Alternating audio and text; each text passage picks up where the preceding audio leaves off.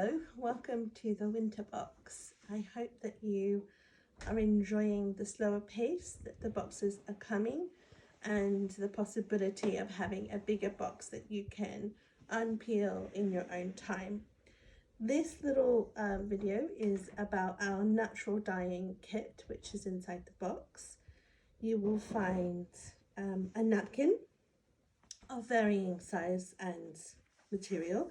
This one is cotton, this one is linen, and you'll also find some little envelopes with some possibilities in them. This one is with chopped butterfly pea, which would create a purple flower, and you'll also find some turmeric, which will create a golden. With the natural dyeing, it's really kind of a great idea to have already treated the fabric with something that's called a mordant. A mordant helps the natural dyes to attach to the fiber, and you have a color that is brighter and lasts longer. We've done that for you because it's a little bit of a process. So we used pickling salt and we boiled them for an hour and a half and then dried them. So they're ready to go. All you're going to do is just dampen it, squeeze it to wring it out, and your cloth is ready. And you can choose what you want to do with it.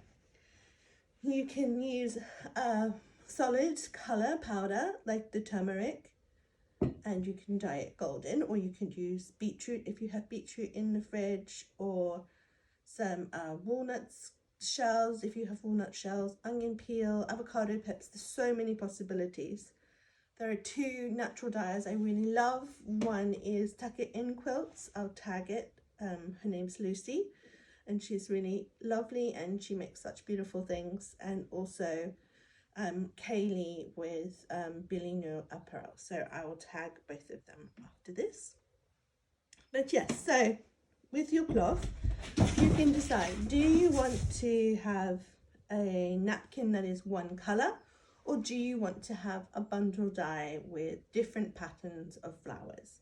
You can choose what you want to do. I'll show you in the images that follow my bundle dyeing, which is with flowers, and my full dyeing, which was with beetroot. So you can take your napkin, dampen it, wring it out, and then lie it out on a flat surface. And if you're using the turmeric, this you can just put directly into the water, or you can sprinkle it to have a more splatter pattern, or you can put some knots in it with rubber bands or string and then have a bit of a tie-dye. But I am going to use the flowers. These are Blue Lotus, or you can find what you have. These are kind of moving towards the future, but you want to have a flower that is beautifully dark. It's easier when we're starting, and then you can just sprinkle the flowers, or you can make little clumps. It's up to you. So other than your cloth and your things that you have already in your box, you'll just need a pot to dye it in and a little tiny rack or a stand to put it on. I didn't have a rack, so I used iron pot warmer that I just put in the bottom of my pot and tied my bundle to. But you'll see that. If you have any questions about the bundle dyeing, let me know. But after you finish your process, the videos are going to follow from this.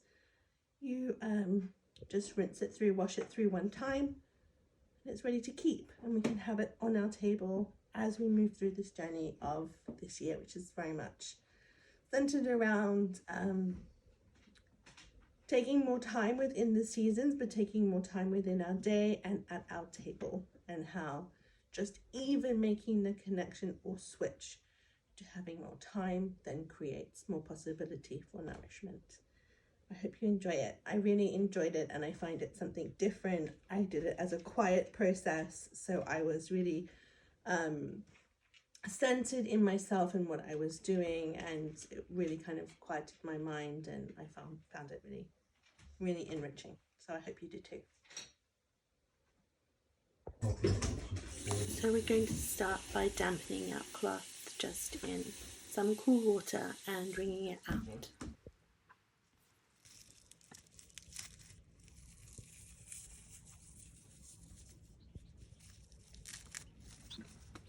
For my bundle dye, I'm using a mix of dry flowers and fresh flowers.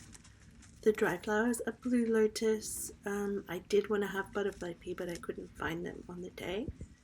And then I used some Silly Salvia. But you can really use whatever you want. Dig into your kitchen, into your garden, and try to find something that is just what you want.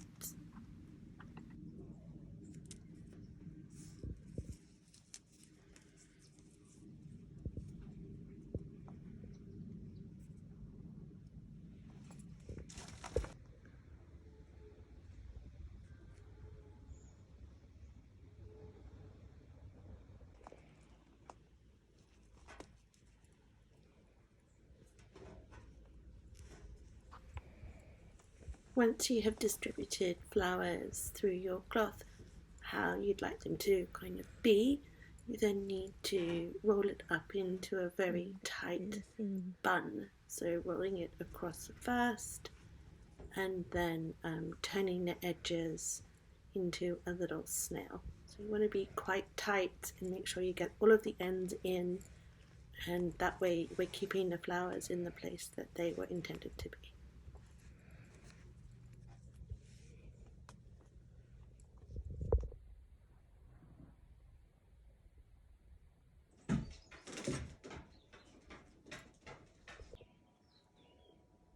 We then start the process of fixing the flower inks to the fibre, and this is done through boiling. So I've tied some string around mine to make sure it's tight and placed it on a little iron rack above some boiling water for about half an hour. You could just use a normal rack, I just didn't have one, or a bamboo steamer would be great.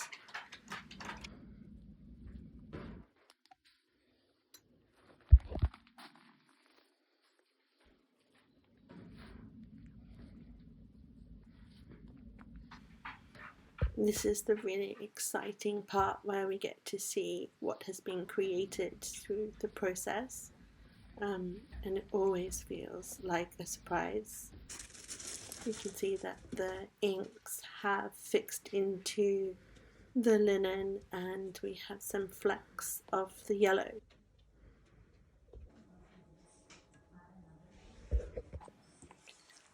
So if you don't love your bundle dye or you want to try something different like me, you can then use the same cloth in a full dye. I've used beetroot, which I have boiled for 45 minutes and then rinsed out to a beautiful pink colour.